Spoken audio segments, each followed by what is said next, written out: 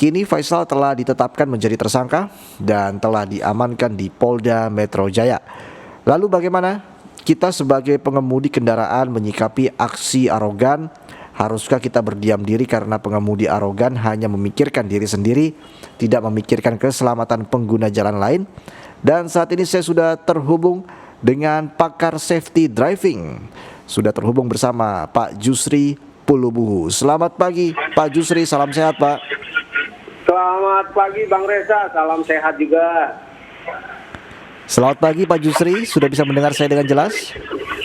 Sudah dengan jelas Bang Reza, suaranya sudah jelas. Baik, suaranya Pak Jusri juga sangat jelas saya terima di sini. Baik, Pak Jusri, pastinya Anda sudah menonton kemarin video yang viral ya, terkait dengan kasus pemukulan yang dilakukan oleh seseorang yang saat ini sudah ditetapkan menjadi tersangka. Sebenarnya Pak Jusri, kalau kita bicara soal konflik ini di jalan raya ya, ini kan kasus kemarin bukan yang pertama kali terjadi. Masih banyak kasus-kasus sebelumnya juga terjadi karena senggolan begitu ibaratnya di jalan raya. Apa sih Pak yang menjadi pemicu terbesar sehingga seseorang itu memiliki konflik di jalan raya Pak? Baik Bang Reza, betul, saya sepakat sekali bahwasanya kasus ini selalu terjadi, bahkan mungkin tiap hari, cuman tidak menjual sehingga tidak terangkat kepada permukaan. Tapi saya sebagai pemerhati memperhatikan hal ini. Jadi kalau pertanyaannya adalah apa yang menjadi pemicu, ini dari perilaku road rage atau agresif dari pengemudi ini biasanya selalu berhubungan dengan kelebihan, berhubungan dengan misalnya kendaraan yang dikemudikan lebih mewah, mahal ya, itu entah motor ataupun mobil. Kemudian berhubungan dengan kekuasaan, entah dia itu ada hubungan dengan pejabat, anak, atau mereka sendiri pejabat, atau ormas yang dikenal cukup besar, instansi hukum, ataupun dari hal yang lain. Kemudian juga pemicu karena adanya eksklusivitas yang biasanya terwujud dari rombongan. Misalnya ada rombongan motor ya, 456 motor. Ini bahaya. Atau bahkan rombongan jenazah pun kita lihat bahkan sangat-sangat anarkis, bahkan menghancurkan motor, mobil yang tidak memberikan jalan pada mereka. Kemudian rombongan komunitas, rombongan pemerintah di daerah-daerah, rombongan pejabat-pejabat daerah gitu ya. Atau ada orang-orang tertentu yang membawa senpi atau sajam gitu ya. Mereka akan merasa confidence ya, overconfidence karena lebih. Kemudian ada juga yang terkait yang dilakukan oleh pelaku-pelaku dari kelompok pengendara angkutan barang atau angkutan muatan yang karena dimensi kendaraannya lebih besar. Sehingga mereka bisa menjadi pemicu dari konflik yang terjadi. Ini itu yang dapat saya sampaikan kalau ditanya pemicunya apa. Dan yang terakhir, kenapa ini terjadi? Kenapa? Penyebabnya karena kesadaran aturan hukum dan tata tertib yang lemah di Indonesia, yang masih kurang. Kemudian kesadaran berbagi, empati yang lemah di ruang publik. Ini waduh menjadi satu masalah ini. Kemudian terakhir, dari kasus-kasus terakhir nih, penegakan hukum pasca kejelasan ini kurang tegas, selalu diambil restoratif justice, damai, mediasi, sehingga nggak jerah buat orang-orang melakukan itu, akan ditiru yang lain, paling bisa damai, minta maaf, dan itu sudah ditembak secara viral lagi ya. Iya, itu, iya. Bang Reza. Artinya Pak Yusri, kasus-kasus seperti ini terangkat ya karena memang viral di media sosial ya Pak Yusri. Kalau misalkan tidak viral ya kita juga tidak tahu seperti apa penyelesaian hukumnya, begitu ya Pak Yusri. Betul sekali, yang viral saja akhirnya damai, mediasi, justice, restoratif justice katanya begitu kan. Jadi ya nggak jerah, ya dilakukan lagi. Bahkan mereka sudah nebak dari Januari. Ini paling minta maaf, udah selesai. Baik. Dan itu diterima oleh pemerintah. Iya. Artinya kalau di jalanan bisa dibilang memang ya tanggung jawab pribadi masing-masing bagaimana mengendalikan diri, begitu ya Pak? Betul, kalau ditanya bagaimana tips kita sebagai pengguna jalan, maka yang paling penting kita sediakan waktu yang spare gitu perjalanan, sehingga kita tidak dalam tekanan saat kita mengemudi, nggak mengalami intimidasi dari internal sendiri. Kemudian kita harus merencanakan perjalanan, hindari rute-rute macet ataupun spot-spot yang dikenal sebagai area brom misalnya, karena akan menimbulkan anxiety. Anxiety ini atau kecemasan. Kecemasan ini orang akan lost persepsinya, logikanya lost. Kalau dia punya power, wah dia keluar. Kemudian kita selalu tertib, berlalu lintas. Yang keempat, selalu menjaga kemungkinan terburuk. Expect the worst katanya. Jaga jarak. Misalnya kita menemukan indikasi-indikasi orang-orang yang agresif gitu atau rombongan, jauh-jauh aja jaga jarak. Ada yang kelima, mengalah, selalu mengalah kepada pengemudi agresif itu.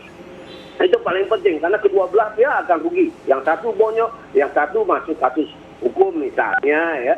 Atau ya ada punishment dari masyarakat. Ini jelek buat mereka, rugi deh. Baik, artinya memang kesabaran itu yang sangat dibutuhkan ya ketika kita berada di jalan raya. Walaupun mungkin tidak tertutup kemungkinan ke depan mungkin kita akan senggolan dalam tanda kutip begitu kan. Ya karena sekarang kondisi jalan yang semakin padat, mungkin antara roda 4 dan juga roda 2, kita tidak tahu kan Pak Yusri ya. Tapi bagaimana sih Pak caranya agar kita itu bisa menahan diri begitu Pak? Betul. Ini mulai dari kesadaran tentang bahaya dan resiko. Apa itu bahaya? Resikonya apa? Kalau terjadi senggolan, baik verbal ataupun fisik, itu dua-dua rugi. Jadi kesadaran ini. Tujuan kita berada di ruang publik adalah kita melewati ruang publik tersebut, hindari senggolan-senggolan, kemungkinan pemicu-picu senggolan, kemudian sampai ke tujuan dengan nyaman. Nah, ini memerlukan kesabaran seperti yang dikatakan Bang Reza. Kata kuncinya adalah sabar. Hindarilah konfrontasi gitu. Itu harus dihindari. Di jalan harus dihindari. Karena segala sesuatu yang menyangkut konflik, apakah konflik verbal ataupun konflik fisik, kita akan rugi. Karena itu akan dikaitkan dengan hukum ya. Walaupun nanti at the end, itu damai gitu. Ada restoratif justice gitu kan. Iya, iya. Gitu. Tapi menarik tadi Anda juga menyoroti soal penegakan hukum di jalan ya. Kalau kita tahu kan sebenarnya peraturan penggunaan strobo itu kan juga sudah diatur, tapi toh masyarakat juga masih bingung begitu. Apakah ini peraturan yang memang sudah dijalankan ataukah memang peraturan ini masih bersifat karet begitu tanda kutip ya? Karena kita kan juga masih banyak melihat mobil-mobil yang masih menggunakan strobo. Kita tidak tahu apakah itu mobil dinas ataupun mobil pribadi. Nah, ini bagaimana Pak Yusri melihat penggunaan strobo ini yang juga masih banyak di jalan? Oke, ini spesifik kepada penggunaan strobo ya. Padahal aturannya sudah jelas, itu hanya instansi-instansi tertentu penggunaannya. Tetapi secara khusus penggunaan strobo walaupun penegakan hukumnya sudah ada, tetapi kesadaran masyarakat yang berawal dari pemahaman atau edukasi yang lemah tidak menyelesaikan tindakan-tindakan atau kebijakan pemerintah. Karena perilaku ini sudah masif sekali. Oleh karena itu, stakeholder jalan raya, ingat bukan hanya pemerintah, tetapi bisa saja orang tua, bisa saja perusahaan, bisa saja pimpinan organisasi, ikut terlibat secara partisipasi, memberikan kontribusi pencerahan atau larangan-larangan terhadap orang-orang di lingkaran influence-nya mereka. Kalau tidak, walaupun polisi sebagai penegak hukum dan juga sebagai domain untuk mengedukasi ini nggak mampu menyikapi perilaku yang menjadi satu fenomena di Indonesia. Tiap hari kita lihat penggunaan strobo itu akan kita temukan di jalan, betul kan Bang Reza? Dan ini meresahkan sekali gitu. Jadi semua partisipasi, stakeholder harus ikut berpartisipasi, memberikan kontribusi pencerahan karena masalahnya adalah edukasi. Gitu. Penting itu ya, masalah edukasi tadi ya, Pak Yusri ya. Anda menyoroti masalah edukasi juga dan juga sosialisasi Pak Yusri ya.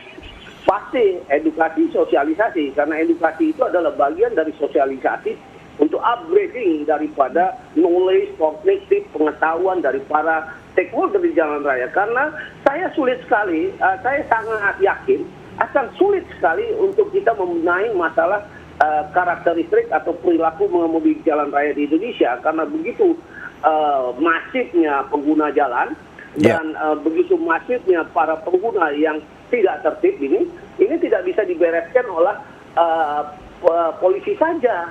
Harus ada peran partisipasi stakeholder yang lain.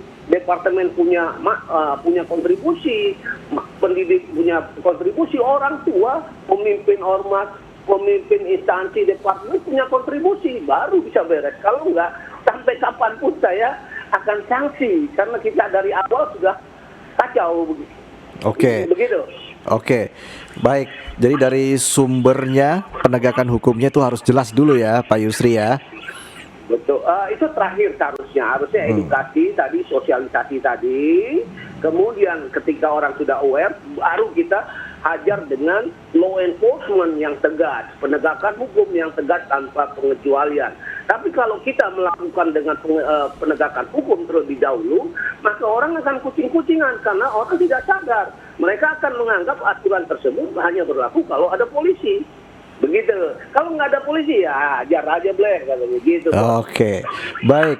Terkait dengan penganiayaan yang dilakukan oleh pengemudi mobil, ini memiliki plat RFH atau biasa disebut plat dewa begitu ya, tanda kutip. Kemarin tersangkanya menggunakan plat dewa begitu, plat RFH. Ini sebenarnya plat apa sih Pak? Dan memang sering sekali kita melihat plat RF ini di jalan raya kan, tapi ternyata RFH kemarin yang digunakan oleh pelaku atau tersangka penganiayaan ini justru tidak terdaftar begitu Pak. Jadi bagaimana Anda melihat hal ini Pak? Oke, pengelompokan ada itu sebenarnya pengelompokan terhadap identifikasi dari instansi tertentu. Tujuannya begitu dibuat ya. Ada RFA, RFP, RFS dan lain-lain, RFP dan nah, karena pengelompokan tadi akan timbul eksklusivitas.